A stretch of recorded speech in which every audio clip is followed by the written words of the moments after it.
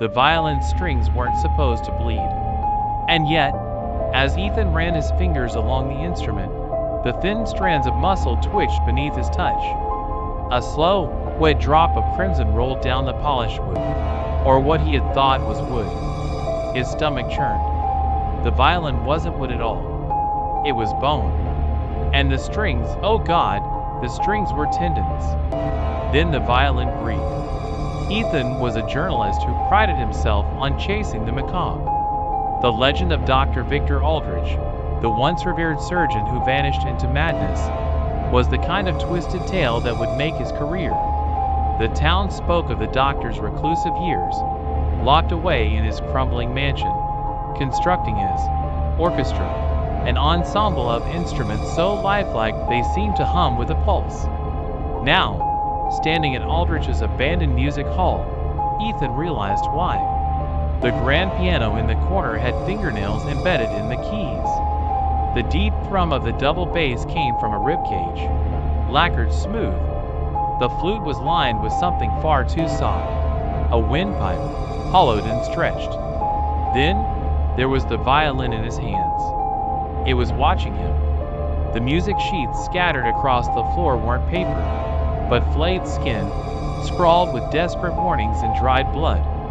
A single word repeated over and over again: help. Ethan turned to run, but the shadows stirred.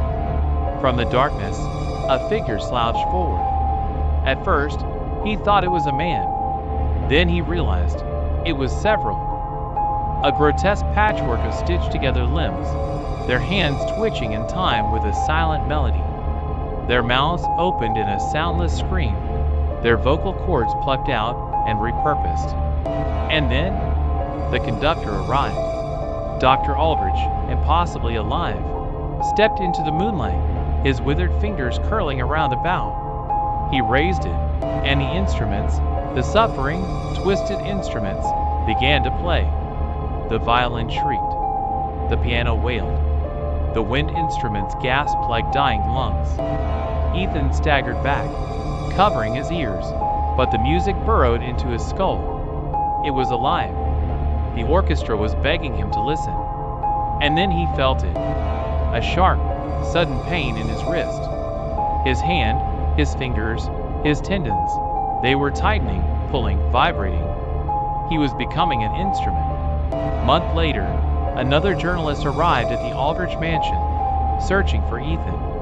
The mansion stood silent, dust settling over the untouched music hall. But if you listened closely, somewhere in the darkness, a violin wept.